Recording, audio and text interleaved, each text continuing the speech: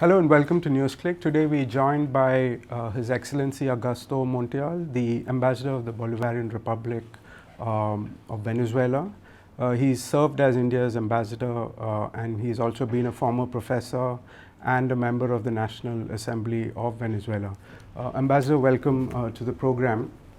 To start with, can you give us a sense of the current crisis in Venezuela? On the one hand, you have Western media reports that say that this is a popular uprising against a deeply unpopular government. On the other hand, you have government reports as well as media reports in Telesur, for instance, that say that this is a series of manipulated protests foisted by foreign intervention to oust a democratically elected government. And there's been a lot of reports in the recent past in the media. What is the reality out there in Venezuela? Excellent. Thank you very much for this opportunity to express some ideas about reality in Venezuela, which at the moment is rather difficult to decide for a person to simply say, is the news that I'm getting through corporate news agencies, Western news agencies that feed the world around, and they only feed one side of the story. The story about Venezuela has been presented on one side only. They only present the opposition in Venezuela. They only present the position of the United States government. They only present the position of oligarchies in the Latin American region. They do not present the facts about people's opinions.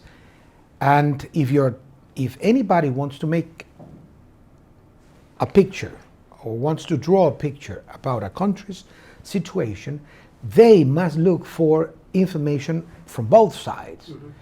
And in this case, if you read most Asian news articles, they either come from Reuters, from AP, or from AFP, or from CNN or the BBC, and they only present one side of the problem. Venezuela is like every other country in the world, for example, like any other country in Latin America, where there are journalists being killed, not in Venezuela, in other countries in Latin America, but these news agencies do not mention anything about that. In Venezuela, there's no such thing. In Venezuela, there is 100% literacy. In Venezuela, there is a democratic government that allows, like Constitution says and like the law says, freedom of speech, freedom of information, with free Wi-Fi services all the way around, 100% literacy, health services spread around the country, housing and so on. None of these information items are important to current corporate news. They hide the fact that Venezuela is on top of the class in social indicators, in social development, in human development index. All of these can be found in United Nations figures, statistics, reports.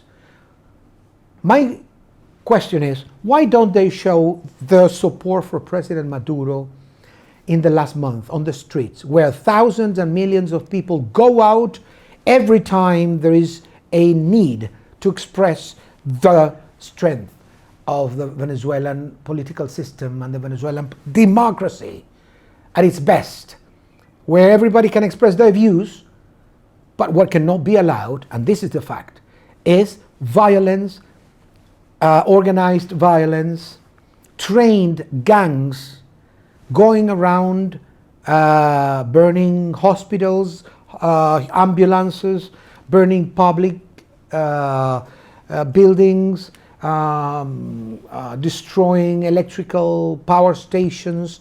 What is this? Is this war? Well, violent opposition in Venezuela wants war. And the people in Venezuela, 80% of the people want peace. So President Maduro is working to keep peace in Venezuela.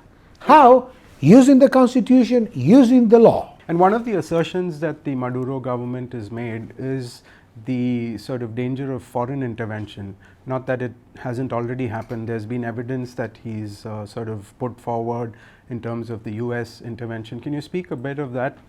And also linked to that, a few weeks ago, Venezuela initiated the process of exiting from the Organization of American States, and citing that the Secretary General Luis Almagro was sort of trying to get together a coalition against Venezuela. So can you speak a bit about the role of the US? As always, it's been the last 50 years in the Western Hemisphere, the Organization of American States, as it has been called many times, is the Ministry of Colonies of the country of the North.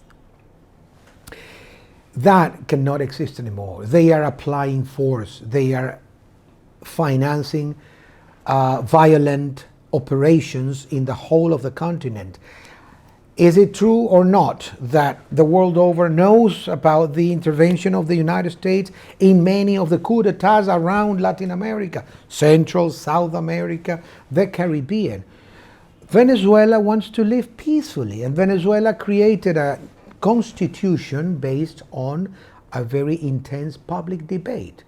We want them to respect that, and the constitution says that the oil resources, the oil wealth, which Venezuelans nowadays believe is there for the whole world to cooperate, grow, and develop together, the United States, as Eisenhower called it, the financial industrial complex system, and everything there, the multinationals, they want to control the largest oil reserve in the world, which is Venezuela. They want to control the gold in Venezuela. They want to control the diamonds in Venezuela. And now they want to control the existence of a very highly strategic element, a new metal called, a mineral called coltan. So what is happening in Venezuela is simply the ousting by violent means, unconstitutional, illegal, even on international grounds in Venezuela. To do that, to convince the world over, they then create a war theater. The war theater has as its target the Venezuelan political system that must be overthrown. I just want to expand on this point that you're making about oil. It's the sort of largest export sector in Venezuela. Up to 95% of your exports are oil. Venezuela has the largest oil reserves. And the recent slump in oil prices has created economic hardships in the country.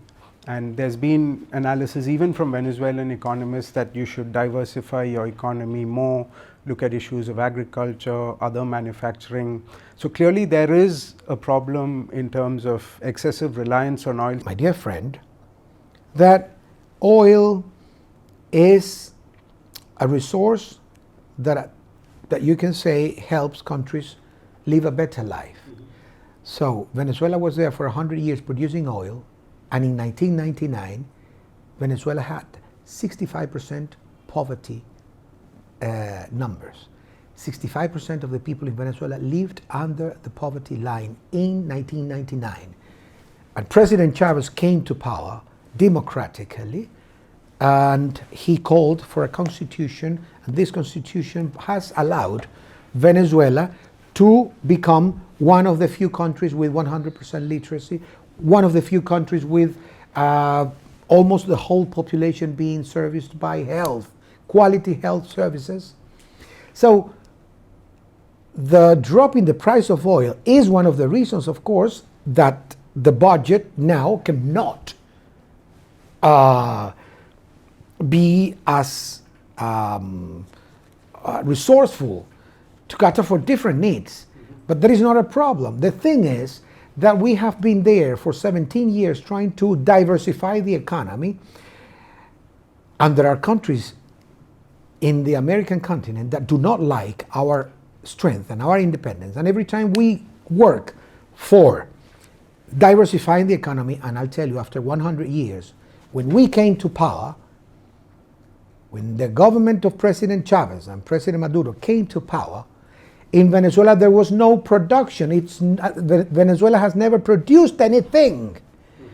What we have in Venezuela are plans by multinational companies that create the Venezuelan branch and they call it Venezuela juices or Venezuela whatever, but they are branches of multinationals, and all the money flows out. So President Chavez wanted to have an expansion on agriculture, an expansion on manufacturing and services. And in the last 18 years, and I can take you back to 2003, why after the coup d'etat that took away President Chavez for 3 days in 2002, why did the government of the United States financed and helped the violent opposition in Venezuela to sabotage the oil industry for 3 months, and Venezuela had to stop production for 3 months?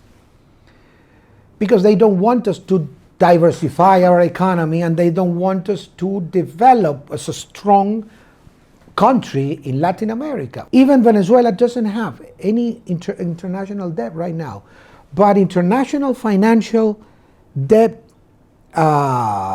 risk value rating agencies, they rate Venezuela the lowest position. Why? This is completely political.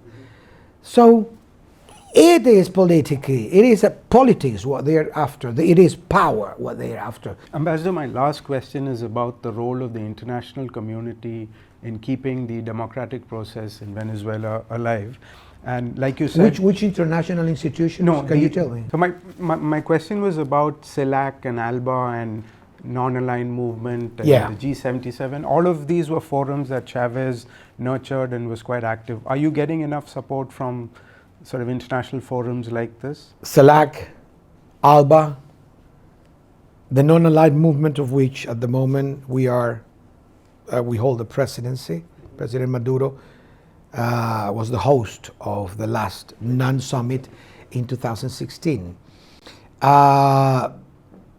In the region of Latin America and the Caribbean, our closest allies are ALBA, and CELAC was created precisely at a time where the majority of countries wanted independent processes to consolidate, and decided that Latin America was a region, was an area, a zone that needed peace. And so at that 6 years ago, all presidents signed a pact that we would not allow, all presidents, even right-wing presidents in Latin America signed, that Latin America was a region, a zone of peace, and that all states must be respected.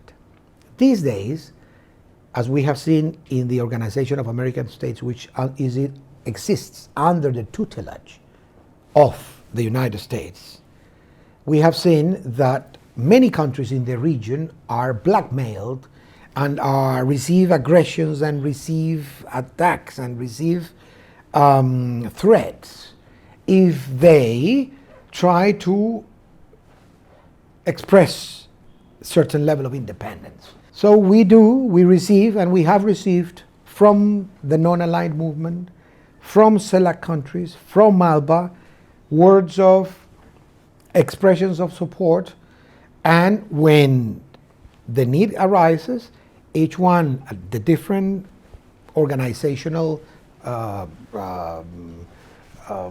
logistic moments, they will continue expressing their support to keep hands off Venezuela, and not a constitutional assembly to write new norms, to write a new way. If the opposition in Venezuela wins the majority in the National Assembly, excellent. Let's discuss, and they will have the majority, so let's write a new constitution, and let's write what we want is peace. And President Maduro has endured a great battle, a heroic battle, asking for dialogue and peace and respect for the principles of this constitution and the institutions in Venezuela.